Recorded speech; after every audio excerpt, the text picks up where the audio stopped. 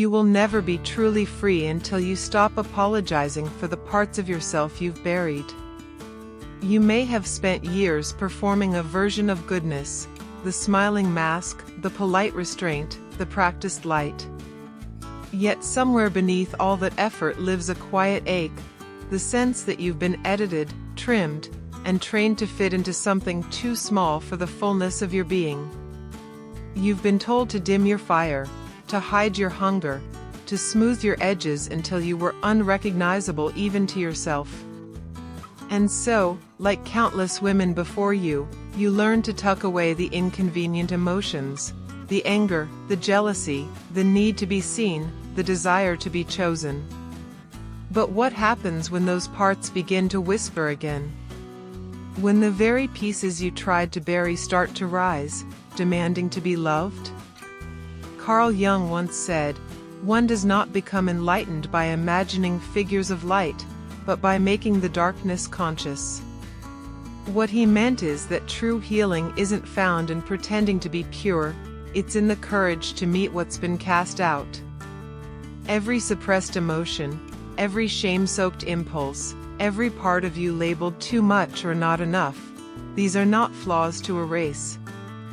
They are fragments of your power, exiled long ago. Shadow work begins here, in the trembling act of acknowledgement. The shadow is not evil, it is merely the unaccepted. It is the wild feminine beneath the social veneer. The woman who wanted to scream but stayed silent. The one who wanted to say no but smiled instead. The one who craved to be worshipped but settled for being tolerated. And so, she hides. She hides behind productivity, perfection, people-pleasing. She hides behind roles, the caretaker, the achiever, the strong one who never breaks. But every disguise is a slow kind of dying. Because when a woman hides her rage, she hides her truth. When she buries her longing, she buries her life force. And when she denies her darkness, she loses her wholeness. Yet somewhere within, the buried self still breathes. She shows up as the lump in your throat when you say "I'm fine." As the fatigue that no sleep can fix. As the quiet resentment toward those who take too much because you forgot how to refuse. She lingers in your dreams, the forgotten faces, the untamed forests, the recurring sense of being chased by something unnamed. That's her, the shadow, the soul you abandoned. If you look closely, you'll see she's not trying to destroy you. She's trying to reunite with you. She wants you to remember. Because every time you reject a part of yourself, you also reject the potential it carries, the wild confidence beneath your insecurity, the compassion hidden beneath your envy, the power curled inside your anger. Imagine, for a moment, standing before a mirror that reflects not your appearance, but your truth. What if everything you thought was unlovable was actually sacred? What if your sensitivity was a portal, not a flaw? What if your jealousy pointed toward forgotten desires? What if your need to control was born from a lifetime of feeling powerless? To love the parts you tried to hide is to meet yourself without flinching. It is to look into the dark forest of your psyche and whisper, "I see you. You are safe now." Most women are not afraid of being alone. They are afraid of meeting themselves when the noise fades. They fear the stillness because it reveals the shadow, and the shadow demands truth.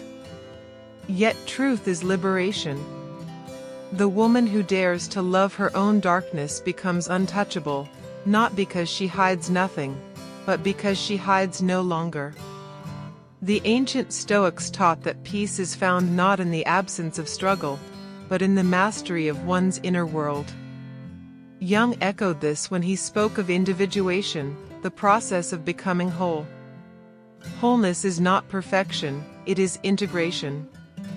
It is knowing that light and dark are not enemies, but eternal dance partners. And perhaps this is the quiet revolution of womanhood, to stop fighting herself. To stop splitting into good and bad. To reclaim the self she disowned in the name of being loved. Because the truth is, the parts you've hidden are not waiting for forgiveness, they are waiting for love. There is a fierce grace in saying, I am both the storm and the calm. I am the ache and the healing. I am not broken, I am becoming. Somewhere in the early chapters of a woman's life, the world teaches her that love must be earned. Approval becomes a currency, silence becomes survival. She learns that to be wanted, she must not be too loud, too ambitious, too intense, too emotional. So, she divides herself, one version for the world, another buried in shadow. But every act of self-betrayal leaves a residue. The smile that hides disappointment. The apology whispered when she's done nothing wrong. The shrinking when her light threatens to outshine another. And after years of these tiny deaths, she wakes one morning feeling hollow, her reflection familiar, yet foreign. It's here, in the quiet ache of disconnection, that the soul begins to whisper, this isn't who you are.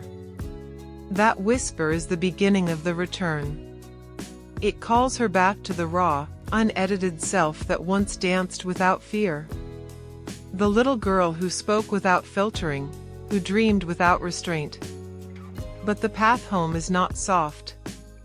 It requires walking through the ruins of everything she built to be accepted. To love the parts she hid, she must first face the reason she hid them. And often, the reason is not vanity, it is survival. A mother who was too tired to hold her. A father who punished tears. A culture that praised obedience but feared female power. These early lessons taught her that love was conditional, that safety depended on suppression. So she learned the art of disappearing in plain sight. She became whoever the moment required, compassionate, patient, productive, desirable. She became fluent in the language of adaptation, even when it meant erasing herself. But no woman can hide from her soul forever. Eventually, the body remembers what the mind tries to forget. The throat tightens when she swallows her truth. The stomach churns when she betrays her boundaries. The skin tingles with an unspoken rage, not at others, but at her own silence. This is the hidden rebellion of the feminine psyche, when suppression turns to sickness, when pretending becomes unbearable, when the mask fractures under the weight of authenticity. The breakdown is not a failure, it is an initiation. In Jungian terms, this collapse is the call of individuation, the soul's demand for integration. It asks her to meet the forgotten parts with tenderness rather than shame. To see that the darkness within her is not corruption, but compression, energy that was never allowed to move freely. Anger becomes insight when held with awareness. Jealousy becomes longing when seen with compassion. Even bitterness can reveal devotion, to a dream never realized, to love never received. When she stops labeling these emotions as wrong, she begins to see them as messengers. And yet, the ego resists. It clings to the old image of the good woman, the one who pleases, endures, and forgives. But the good woman is exhausted. Her kindness has turned into resentment, her giving has become self-erasure. To love what she hid, she must let that image die. She must grieve the identity that once protected her. Because freedom always begins with loss, the loss of illusions, the loss of approval, the loss of certainty. Imagine standing before a fire at night, tossing into it the roles that no longer fit. The caregiver who carried everyone's pain. The perfectionist who chased validation. The peacekeeper who called it love when it was really fear. Each roll burns, and from the ashes, something ancient stirs, a voice, long silenced, that says, "Now, you can breathe." This is not about becoming fearless. It's about becoming honest. The woman who turns toward her shadow begins to radiate a different kind of power, not the performance of confidence, but the serenity of truth. She no longer seeks to prove her worth, she embodies it. She no longer chases love, she becomes it. And when she meets herself fully, every contradiction, every wound, every spark, she begins to see the pattern. The same pain that once broke her becomes the compass that leads her home. Because what if healing is not about fixing what's wrong, but remembering what was never broken? The woman who begins to awaken often finds herself in a strange in-between, no longer who she was, but not yet who she's becoming. The old life still calls her name, whispering promises of comfort, familiarity, control. Yet her soul has already outgrown those walls. Something inside her refuses to return to smallness. But this in-between can feel like death. The death of certainty, of belonging, of the illusion that love must always mean being pleasing. It's the dark night of the psyche, the moment when all external anchors fail, and she stands face to face with her own reflection in the void. There is no applause here, no audience, no validation. Only silence. And it's in this silence that the shadow steps forward. She looks different for every woman. Sometimes she appears as anger that no longer stays contained. Sometimes as grief that refuses to be rationalized. Sometimes she is raw desire, pulsing with a life force the mind cannot explain. She doesn't speak in words, she moves in sensations, the tremor in your chest, the lump in your throat, the tears you cannot justify. The shadow is the keeper of truth. And she will not be ignored. When you try to silence her, she finds other ways to speak, through relationships that mirror your deepest wounds, through conflicts that expose your buried shame, through exhaustion that demands stillness. Each confrontation is not punishment, but invitation. The psyche repeats what the soul still needs to learn. And so, she begins to see the pattern. The lovers who made her feel invisible mirror her own neglect of herself. The friends who drained her energy reflect her inability to say no. The circumstances that humiliate her simply reenact an old script written in childhood. The outer world is her unconscious, made visible. To love the parts she hid, she must read these reflections without judgment. She must become both the observer and the observed, to see herself not as broken, but as symbolic. Every reaction, every projection, every ache becomes sacred data. This is the alchemy of awareness. Jung wrote that the process of individuation is not about becoming good, but becoming real. To become real means she stops performing light. She allows her contradictions to coexist. She allows softness and ferocity to share the same heartbeat. She can rage and still be kind. She can mourn and still move forward. In the Stoic sense, she begins to practice mastery, not over others, but over her own inner weather. She learns to pause when triggered, to watch the storm instead of drowning in it. Marcus Aurelius once wrote, "You have power over your mind, not outside events." Realize this, and you will find strength. When she applies this to her inner work, something shifts. The parts she once judged begin to feel less threatening. The anger becomes a teacher in boundaries.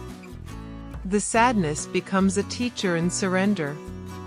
Even envy becomes a compass pointing to desire, showing her what she secretly yearns to create or experience. Slowly, compassion replaces condemnation. She begins to speak to herself the way she once spoke to those she loved most, gently, without agenda. She learns that healing is not an act of control but of witnessing. To witness oneself without flinching is the beginning of unconditional love. And it's here that she starts to remember she was never meant to be perfect, only whole. Wholeness is messy. It's contradictory. It's alive. It means laughing while your heart still aches. It means forgiving without forgetting. It means standing tall, not because you've conquered the darkness, but because you've befriended it. In loving what she tried to hide, she becomes a mirror of mercy for others. Her authenticity gives silent permission for the world to exhale. She no longer demands that others be comfortable with her truth, she simply lives it. And those who cannot meet her there fall away, as they must. Because when a woman reclaims her truth, her energy shifts, and everything not aligned with her wholeness begins to dissolve. This too is love, not the sentimental kind, but the sacred kind that purifies through loss. The woman emerging now walks differently. Her eyes no longer beg to be chosen, they see. Her voice no longer trembles, it names. Her presence no longer seeks to impress, it commands. And though the world may still misunderstand her, she no longer misunderstands herself. Because the parts she once feared are no longer enemies, they are allies. And together, they form something divine, a woman who belongs fully to herself. When a woman begins to live from her wholeness, the world reacts. Some people grow uneasy. They sense the shift, the quiet power, the refusal to apologize, the way her silence now carries weight. She no longer fills the air with justification or guilt. She simply is. And in a culture that profits from women doubting themselves, that kind of stillness is radical. But this is where the deeper test begins. The outer world will often mirror the last resistance of her inner world. Old patterns may resurface, not as punishment, but as proof of transformation. A lover who once triggered her wounds may reappear, but this time, she doesn't lose herself. A voice of criticism may echo in her mind, but she no longer confuses it with truth. She's learning emotional sovereignty, the art of being unmoved by what used to define her. The Jungian path calls this integration. No part of her psyche is left orphaned. The shadow and the light now converse instead of competing. The warrior and the healer sit side by side. The rational mind no longer denies the intuition that always knew. And yet, this maturity is not sterile. It's not about numbing or detachment. It's aliveness without chaos's depth, without drama. She can still feel deeply, but now she chooses what deserves her attention. She's learned that energy is sacred currency. Every thought, every emotion, every interaction is an investment, and she spends wisely. This discernment changes how she loves. Gone is the woman who overextends, who explains herself into exhaustion, who mistakes tolerance for compassion. She now understands that boundaries are not barriers, they are bridges, guiding others toward authentic connection. She no longer confuses being needed with being loved. She no longer saves those who refuse to rise. Because she knows, real love does not rescue, it respects. It does not shrink to keep peace, it expands to hold truth. This awareness softens her even as it strengthens her. Her compassion deepens because it now includes herself. She can hold another's pain without absorbing it. She can forgive without reopening the wound. In Stoic philosophy, this is apatheia, not apathy, but serene clarity. It's the power to remain rooted in one's own essence while the world swirls in noise. Epictetus taught that true freedom lies in recognizing what belongs to you and what does not. For the awakened woman, the only thing that truly belongs to her is her response. And in this response, calm, conscious, embodied, she begins to master the art of presence. Presence is magnetic. It doesn't demand attention, it commands it. People feel it before they understand it. Because it's not a performance, it's coherence, her inner and outer worlds finally aligned. This is the moment when the old hunger dissolves, the craving to be seen, to be validated, to be enough. She realizes that she has been the witness she was always waiting for. The love she once chased was never missing, it was misplaced. It was hiding beneath layers of pleasing, proving, performing. And so she begins to live differently. Slowly. Intentionally. She says less but means more. She walks through the world not as a seeker, but as a sovereign. When she loves the parts she hid, she no longer lives divided. Her sadness adds texture to her joy. Her mistakes become teachers, not sentences. Her loneliness becomes the space where her intuition speaks.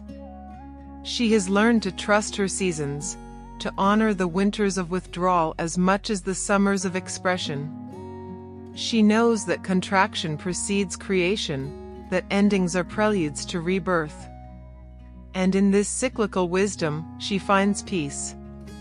Not the fragile peace that depends on external calm, but the grounded peace that holds steady in the storm. Because when a woman returns to herself, she returns to nature, wild, rhythmic, eternal. She no longer fears her intensity, she channels it. She no longer hides her softness, she protects it. She no longer begs for safety, she becomes it. The woman who once apologized for her depth now becomes the mirror in which others meet their own. She embodies what the mystics meant when they said, "As within, so without." Her world reflects her state, not perfect, but whole. And in that wholeness, life begins to move differently around her. Opportunities align without chasing. Love flows without effort. Creativity blooms without force. Because alignment is magnetism. And she, at last, is aligned. There comes a moment when the woman who once lived in fragments realizes she has crossed an invisible threshold. The world still looks the same, yet she moves through it differently, slower, deeper, quieter. She no longer lives on the surface of her own life. She has descended into herself and returned bearing the truth. Nothing outside of her defines her anymore. What once felt like loss now feels like liberation. The approval she chased, the apologies she rehearsed, the roles she wore like armor, they've all fallen away. And in their place, there is space. Sacred, unhurried space. Space to breathe, to listen, to be. She understands now that loving the parts she tried to hide was never about self-improvement. It was about remembrance, remembering that her worth was never conditional, that her softness was never weakness, that her shadow was never sin. She sees now that she was never broken, only divided by stories that were never hers to begin with. Integration changes everything. The same emotions that once controlled her have become her compass. Anger tells her where her boundaries are. Fear shows her where courage is needed. Sadness reveals what the soul still values. Even longing becomes sacred, the whisper of the future calling her forward. This is the quiet brilliance of an integrated woman. She no longer fights herself. Her inner voices, once at war, now sing in harmony. She can hold contradiction without confusion, complexity without chaos. She no longer strives to be good. She strives to be whole. And wholeness brings with it a kind of beauty that cannot be staged, a beauty born not from symmetry but from authenticity. The curve of her laugh lines tells the story of survival. The steadiness in her gaze speaks of lessons learned in silence.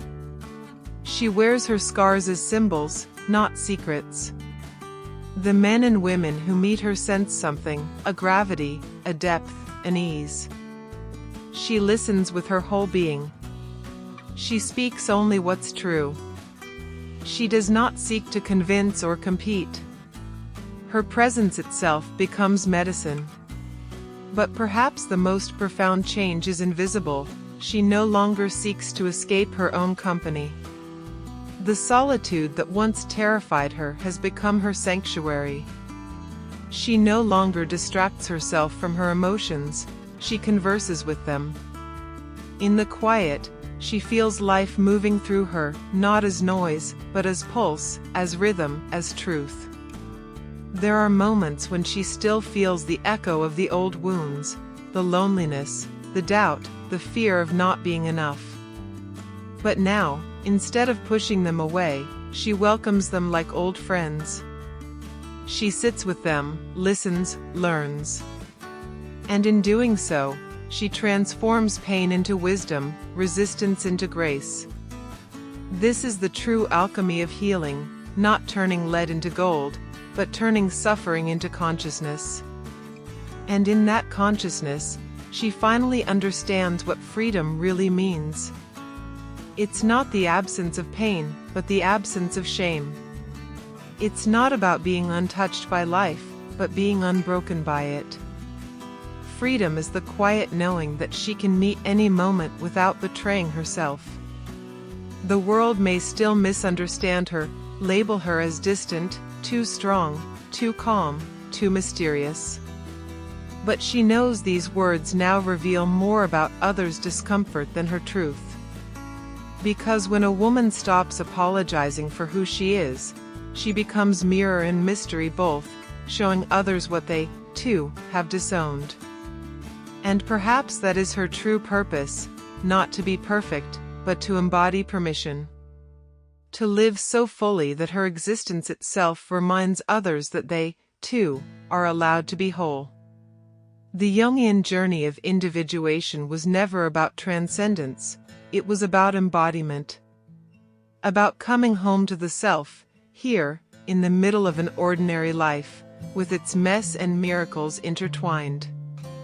She knows now, the parts she once hid were never her enemies. They were her guardians, the gatekeepers to her own authenticity. By embracing them, she reclaimed the fragments of her soul. Now, she walks through life not needing to be chosen, because she has chosen herself. She no longer seeks belonging, because she is belonging. She no longer asks to be loved, because she has become love in motion. And when she looks at her reflection now, she no longer flinches. She smiles, not the practiced smile of performance, but the serene smile of recognition. The woman staring back is not an ideal, not an illusion, but the sum of every shadow, every scar, every spark that once seemed unlovable. She is whole. She is free. And in the quiet power of that realization, her heart speaks the words that have always waited beneath the noise. The woman who understands her worth does not chase, she chooses. Ht.